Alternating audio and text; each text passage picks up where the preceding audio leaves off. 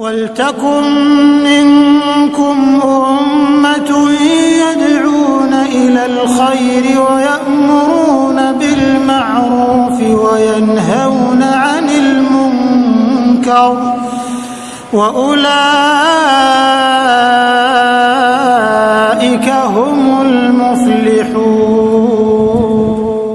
Apa saja amalan yang bisa menebus dosa? Yang paling agung, yang paling besar, bahkan ini kuncinya, pokoknya, itu tauhidullahi jalla wa ala, mentauhidkan Allah subhanahu wa ta'ala. Disebutkan dalam hadis riwayat Tirmidzi bahwasanya Allah ta'ala berfirman dalam hadis qudsi, Allah berfirman, ya ibna Adam, innaka law ataitani biqarabil ardi khataya thumma laqitani la tusyrik bihi syai'a la ataituka biqurabihil maghfirah.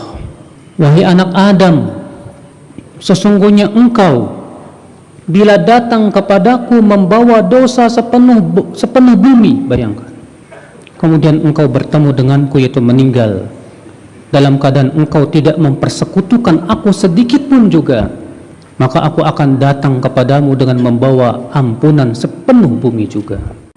Ternyata orang yang wafat di atas tauhid, wafat dalam keadaan ia tidak mempersekutukan Allah sedikit pun juga, dan ia memiliki dosa sepenuh bumi, ternyata Allah mengatakan aku akan datang membawa ampunan sepenuh bumi. Bayangkan. Dalam hadis riwayat Ibnu Majah, Nabi SAW bersabda, yusahu birajulin yaumal qiyamati amamal khalaiq. Nanti pada hari kiamat, kata Rasulullah, ada seorang laki-laki yang akan dipanggil di hadapan seluruh manusia.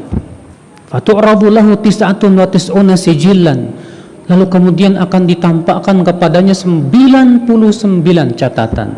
Kullu sijillin maddal basar. Setiap catatan itu sejauh mata memandang, isinya dosa dan dosa. Masya Allah.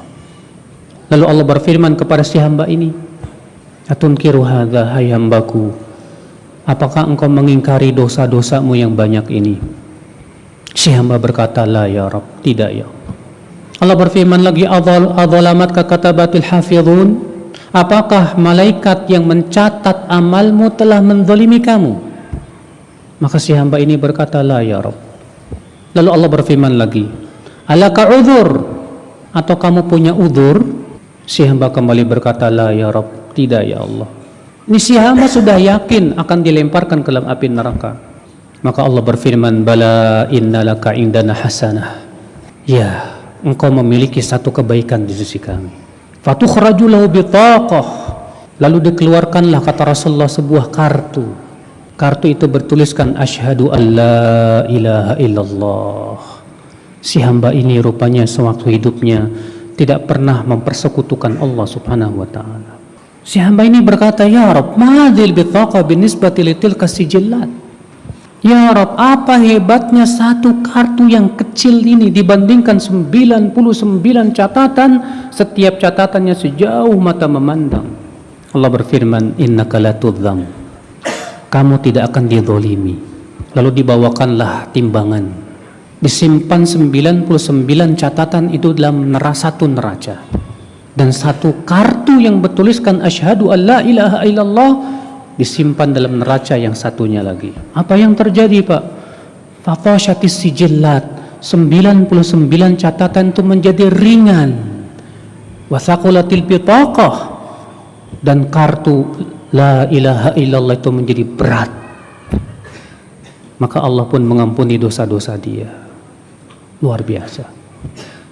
Maka dari itulah kata para ulama, semakin sempurna tauhid seorang hamba, semakin mampu ia menghancurkan dosa. Tapi semakin kurang sempurna tauhid seorang hamba, semakin ia lemah untuk menghancurkan dosa-dosa. Maka ya akhi, a'azani Allah wa iyyakum, adanya orang-orang yang mentauhidkan Allah yang dimasukkan oleh Allah ke dalam api neraka. Kenapa? Karena kelemahan tauhid mereka. Sehingga tauhid itu tidak mampu untuk menggugurkan dosa-dosa, sehingga harus digugurkan dosanya dengan api neraka. Na'udzubillah, sallallahu alaihi wasallam wal afiyah. Akhwat Islam, a'azani Allah wa iyyakum. Maka dari itu ya akhi, ini penebus dosa yang pertama. Bahkan ini yang paling agung. Bahkan ini kuncinya. Ini pokoknya. Pelajari baik masalah tauhid. Karena luar biasa pahala tauhid di sisi Allah Subhanahu wa taala.